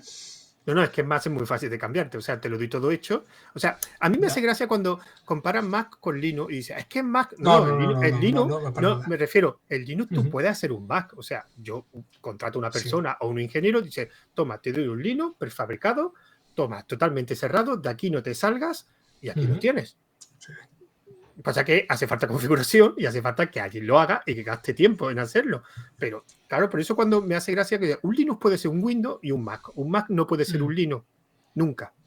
Porque no te puede dar la libertad que te da Linux. Pero Linux sí se puede convertir en un Windows y un Mac. Solo requiere conocimiento y tiempo. Yo de hecho, durante una época tuve yo mi Linux, me lo configuré y me puse la barrita de abajo y lo que tenía era de apariencia era un Mac, básicamente. O sea, exactamente igual. No, a ver, la cuestión no es tanto la apariencia No, secas no, a lo gordo. El problema es sobre la consistencia y detalles así que suponen mucho trabajo y sobre todo mucho control por parte de como tú dices. O sea, ¿por qué claro. Mac es tan consistente? Porque puede exigir a las empresas, no, perdona, tú sigues estos guidelines y como sacas un poquito, te quedas sin licencia. Entonces, ese tipo de cosas. Claro, en Microsoft tiene que ser de más la manga y en Linux es imposible. Bueno, Y de el hecho, Linux, si intenta hacer, por ejemplo, Genome intenta dar una cosa un poco coherente y todo el mundo le salta la chepa porque que si bueno, olvida pero Guaita y eso tal, pero ya, bueno, eso ya claro. no nos Y metamos. dice que Genome dice KDE, pero bueno, dejémoslo ahí, No, pero eso ya no es cosa pisemos callos, no pisemos callos. pero eso es cosas de la comunidad, de cada entorno. Pero me refiero que el Linux, como tienes tanta libertad, al final esa libertad implica que puedes hacer lo que te dé la gana con el sistema. Lo puedes cerrar, lo puedes abrir o lo puedes. El problema es que eso no se valora. No hay marketing, no hay forma. O sea, un Linux básicamente es digamos, es que entre comillas como un Mac. O sea, es un sistema operativo optimizado para un hardware. Evidentemente, a los Linux, o sea, no es tan cerrado como Mac. También es verdad que en Linux falta también mucha formación, mucho marketing. O sea, por ejemplo, si hubiera. Yo siempre. Imagínate que Ubuntu hiciera tiendas como la Apple Store, pero de Ubuntu. Ubuntu Store. Y mete que existe en todas las capitales de provincia un Ubuntu Store. Ya la hay, y el problema. ¿Ah, sí? Bueno, perdón, la física, es física, vale, es otra cosa. Física, decías pensé que era la Snap Store y que todo el mundo está diciendo es que Snap, no sé qué. Entonces, no, vale, O sea, si la tú física es metes otra que cosa. existe Claro. una Ubuntu, pues bueno, digo Ubuntu por decir una distribución, Sí. pero una Ubuntu Store y en todas las capitales de provincia hay una tienda Ubuntu Store con las personas, pues se venderían 18.000 portátiles con Ubuntu, pero muchísimos más. Evidentemente que Claro, Ubuntu pero no es que tiene esos Canonical recursos. es una empresa pequeña, Claro, Canonical no puede hacer ese eso. es el Ya le problema. O sea, gustaría, ya le la gustaría. única que, entre comillas, podría ser la Red Hat, pero Red Hat está en el mercado corporativo y nunca está en el mercado de escritorio, que ese es otro problema que le falta a IBM Linux, quedó empresas de muy. escritorio. Claro, pero Red Hat ahora es IBM ya quedó muy escaldada con OS2 del escritorio. Muy Dime, David, Vale, porque yo quería comentar, por volver al tema de la conferencia charla, es cierto que tenemos. son los usos que se le pueden dar a Linux sobre ARM, ¿no? Entonces hemos comentado mucho cacharreo, ¿no? Hemos dicho más o menos los diferentes tipos de dispositivos que tenemos disponibles, pero no los usos, ¿no? Que se le puede llegar a dar, ¿no? Los handicaps o los problemas que nos encontramos para esos determinados usos, ¿no? Entonces, claro, uno de los usos muy habitual que se suele dar a este tipo de dispositivos, precisamente por su bajo consumo, prácticamente son súper silenciosos, o sea, casi no consumen nada y ocupan nada y menos, salvo que tengas un ventilador que esté ahí, cosas de ese estilo, ¿no? Pues lo que te puedes llegar a encontrar son usos que normalmente suelen ser para tener un mini servidor, ¿vale? Que es el uso principal que se suele dar habitualmente, donde puedas realizar instalaciones y configuraciones, ¿no? Entonces yo, por ejemplo, tengo uno que es con el que estoy jugueteando y haciendo todo este tipo de cosas. Tengo una Raspberry Pi 4 con 8 GB de RAM. La cogí ya más o menos para ya con vistas, ¿no? A los diferentes usos que se le puedan llegar a dar y todo ese rollo. Entonces yo lo utilizo, pues eso, como una especie como de servidor. Entonces puedes instalar un montón de historias, ¿no? Yo lo que les recomendaría sobre todo a la gente es que intente sobre todo utilizar Docker, ¿vale? Que es un sistema súper interesante para hacer la instalación y configuración de los diferentes servicios, ¿no? Que tú quieras llegar a colocar a partir de ese punto, ¿no? Entonces, con unos mínimos conocimientos de Docker y sabiendo crear, en el caso de que sea necesario, ¿no? Tus propios ficheros Dockerfile, ¿no? Que ahora comentaremos por qué, puedes hacer instalaciones de cosas. Entonces, por ejemplo, hay un servidor súper habitual que la gente suele tener colocado en casa que se llama Pi-hole, ¿vale? Python es un servidor muy interesante que te actúa como servidor de DNS y que te permite hacer que si tú todos los dispositivos que tienes en casa tiran a través de ese servidor DNS interno, puedes quitarte de un tirón toda la publicidad de todas las páginas web que vas a ver. O sea, tienes un ad blocker, para que me entendáis, global para toda la casa, ¿no? Entonces, es un uso que es muy interesante que se puede llegar a hacer, ¿no? O sea, tú, por ejemplo, Sergio, ¿para qué sueles utilizarlo habitualmente? Bueno, yo la tengo con un BitTorrent, no voy a decir más al respecto. También la uso, pero Para sobre todo, descargarte distribuciones de Linux, ¿no? por supuesto, obviamente, que ¿para qué otra cosa se puede usar? No hay Claro, nada. no para nada más. Es cierto que, bueno, también la tengo siempre en marcha, también, pero por ejemplo, antes también la usaba. Ahora que cambié el dos sobremesa por un portátil, ya no, porque ya me lo llevo por ahí, pero antes tenía siempre funcionando un bot de Telegram que me había hecho yo mismo, que tenía dos funciones.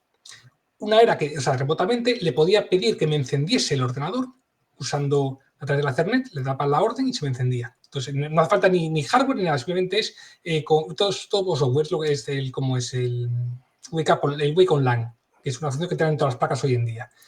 Eso por una parte. Y por la otra, preguntando al router mediante UPnP cuál era la IP externa, me decía qué IP tenía en ese momento. Con lo cual, aunque me cambiase, podía saber a cada momento qué IP tenía y podía acceder desde el exterior fácilmente. Entonces, con esas dos funcionalidades, podía en cualquier momento, vaya, necesito un archivo que tengo en el ordenador. Desde el móvil lo enciendo un momentito, ¿qué IP tengo? Ah, vale, me conecto por FTP, me lo traigo y fuera. Muy práctico, por ejemplo.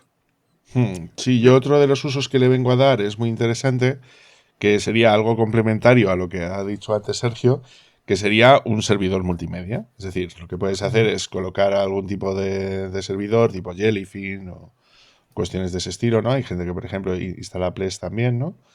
Porque lo que te permite es que tienes colocado como una especie de servidor de media center, por decirlo de alguna manera. Entonces puedes hacer copias de seguridad de las películas que has comprado legalmente o de las series o DVDs que has comprado legalmente.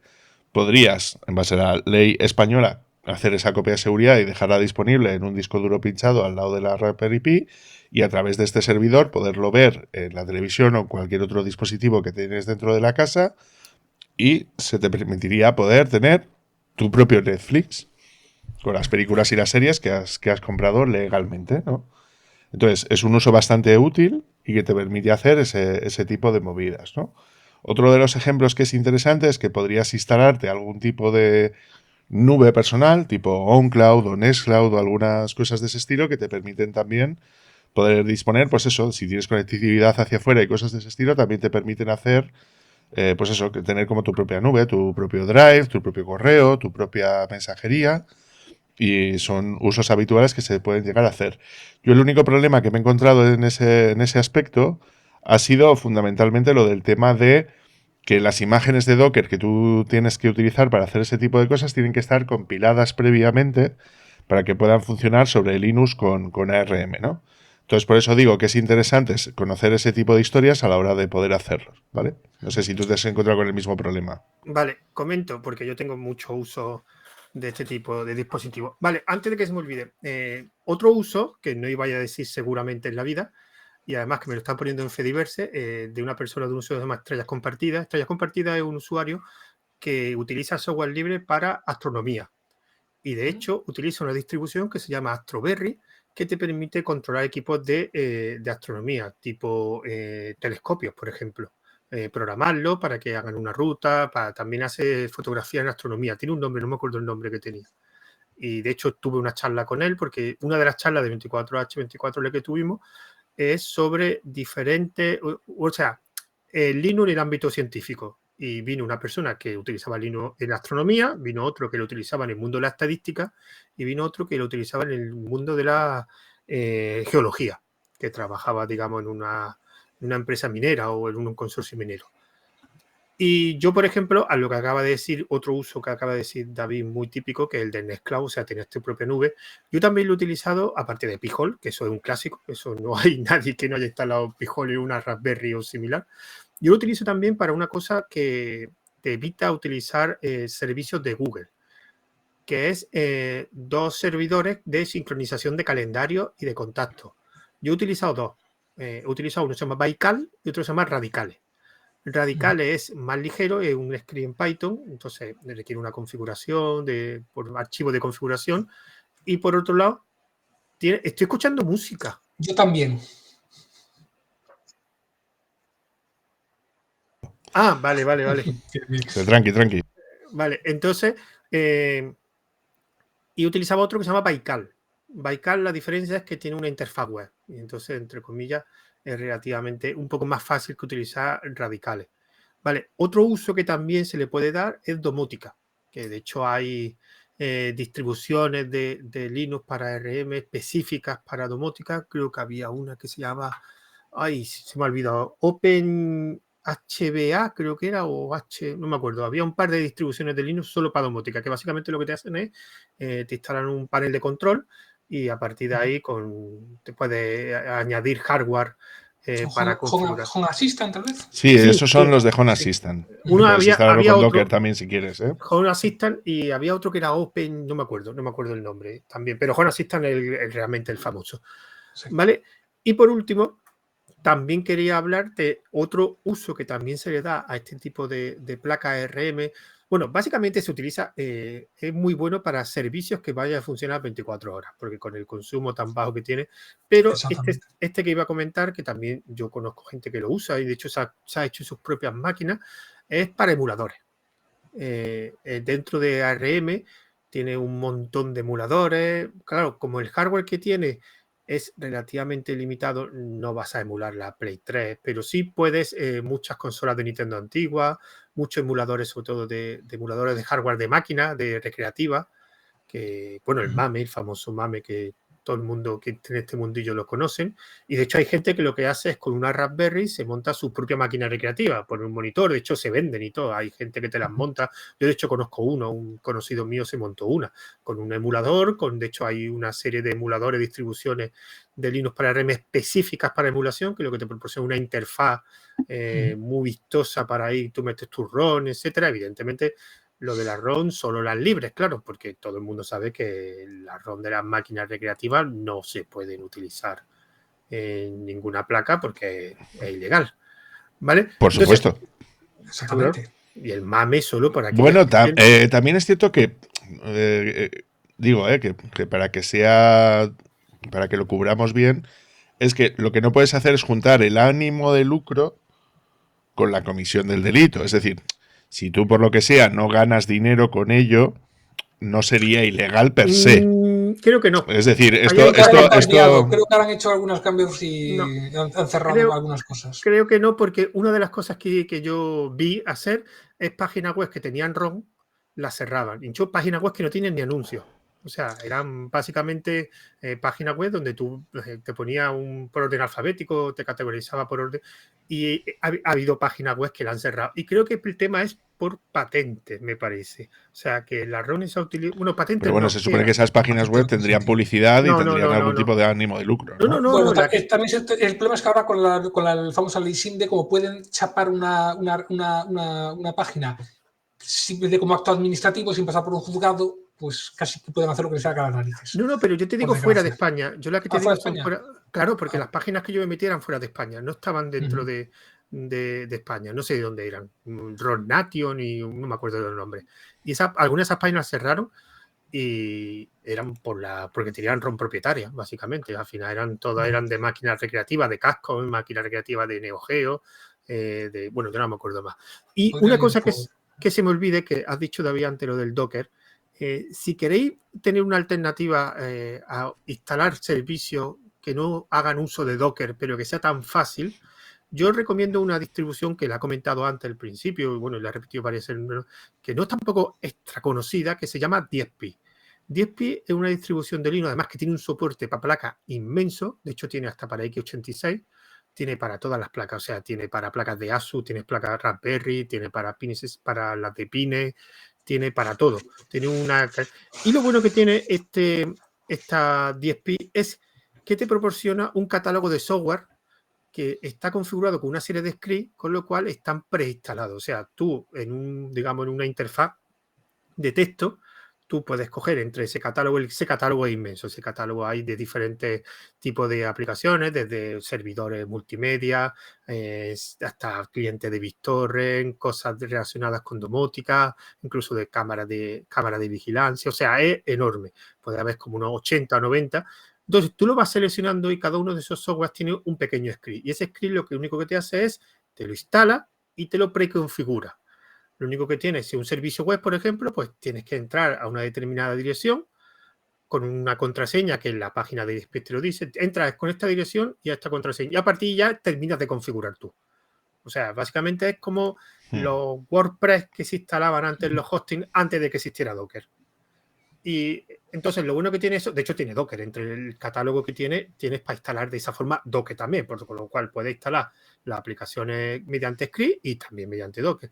Entonces es una aplicación que si quieres utilizar un servicio sin complicarte absolutamente nada la vida, sin instalar Docker, yo la recomiendo. Es 10p y tiene un catálogo bastante. Ahí yo, por ejemplo, es la que estoy utilizando ahora con Pi-hole y con Baikal. Y bueno, y también instalé en su época Nextcloud, pasa que como Nextcloud necesita digamos, capacidad de almacenamiento y ahora mismo yo solo tenía la tarjeta metida, pues lo quité porque no le encontré mucho sentido de tener un Nextcloud para, yo qué sé, 2 gigas de almacenamiento.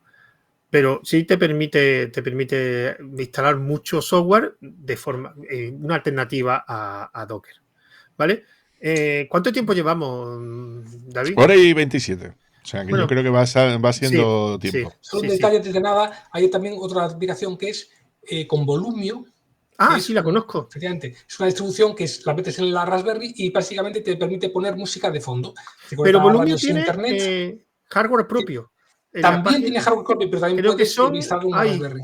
CADAs. CADA es una placa que, por cierto, para cosas multimedia son las mejores que hay. Hay unas placas que se llaman CADAs que están específicamente diseñadas, CADAs con H, que están diseñadas para cosas multimedia. De hecho, te meten en la página de CADA y te venden hasta suplementos, digamos. Perdón. De hecho, te vende hasta un DAC externo que se lo acopla a la placa y te permite pues, más salida y un DAC digital. Y está muy bien. Y Volumio creo que te vendían con una CADA específica. Unas placas, ten en cuenta, son caras. O sea, pero también lo hay, distribución libre y gratuita para meter en la Raspberry. Y de hecho la estamos usando ahí en Industriosa y estupendamente. Pones ahí la música. Además, la interfaz está muy chula, era una interfaz muy vistosa. Muy currada. Muy fácil de usar, es grabar la tarjeta, meterla, arrancar y para adelante. De hecho, ahora me acabo de recordar, hay otra distribución que se llama Casa OS, que es un panel de control parecido a 10p, pero aquí utiliza Docker. O sea, tú tienes un catálogo de servicios y lo que en vez de tener un script, lo que tiene un Dockerfile. O sea, tú vas pulsando y te va instalando en Docker los diferentes servicios parecidos a las 10p. Y esta tiene, te le venden en la página web, te venden soporte para, hay una placa, no me acuerdo la marca, una placa de ARM. O sea, te vende tanto o sea, no te lo vende. Puedes conseguir el software, pero si quieres, te lo venden con un hardware instalado completamente. O sea, el producto llave en mano. Y ahí pues tienes ya el panel de control, pero ahí funciona con Docker.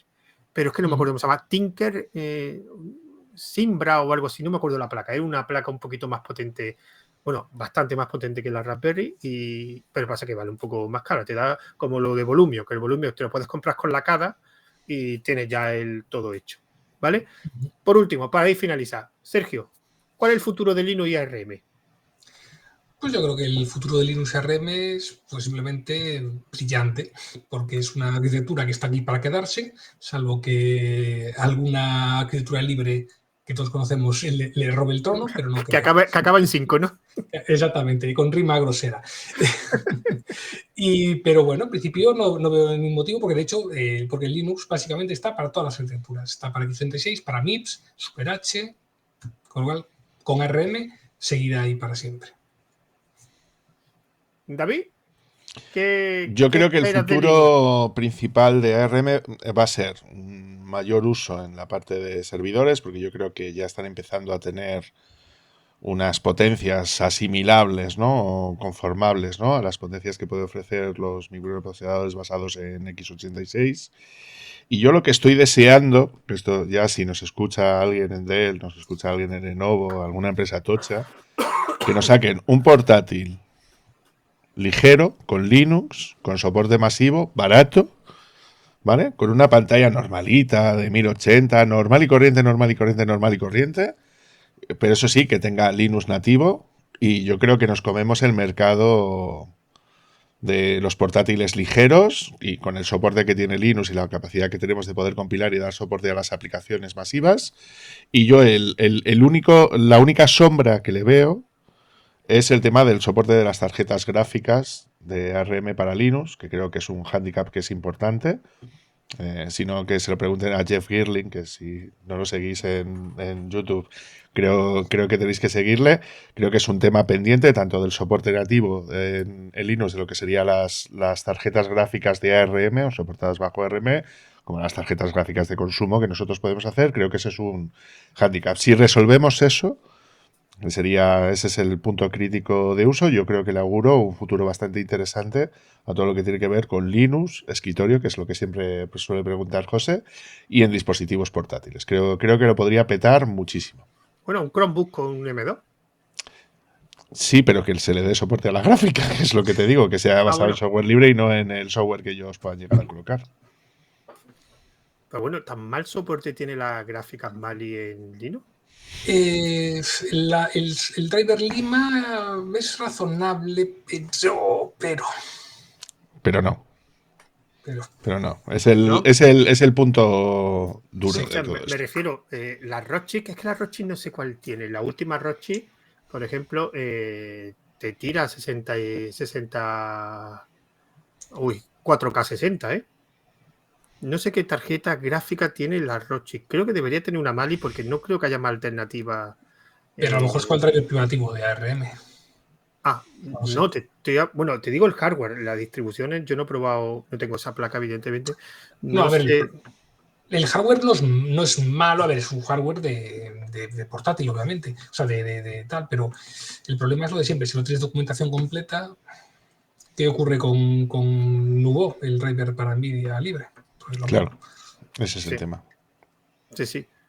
Bueno, pues ¿vamos a leer el chat rápido o qué hacemos, David? No, cierra y luego vemos. Vale, pues bueno, pues muchas gracias, Sergio. Muchas gracias, David. Los dos por aceptar ya por segunda vez, Sergio y David. No sé qué vez vienen ya. No sé, creo que es la tercera, me parece, o ya no lo sé. Y recordar que esto estaba emitiéndose en Twitch, también en Fediverse. En Fediverse me han dicho que hay algún problema, que se estaba escuchando repetido. De todas formas, recordad que este vídeo se subirá, por un lado, al canal de 24H24L de YouTube, al canal de 24H24L de Fediverse TV, y también saldrá en formato podcast, pues por la mayoría de las plataformas, pues buscando con el podcast de 24H24L. Aquí lo encontrarás por Spotify, por Anchor, bueno, Anchor ya no existe, o sea que Spotify, por Apple Podcast, por Google Podcast, por Pocket Cast, etcétera. ¿Vale? Y recordad que también se publicará por el canal de Telegram, que es evento 24H24L. Y por último, recordad que una cuenta de Twitter, 24H24L1. Y creo que lo único que se me olvida es Mastodon, 24H24L. Creo que ya no tenemos nada más. O sea, ya poco más queda, la verdad. Así que un saludo y nos vemos en la siguiente charla. Adiós. Chao, gente. Adiós.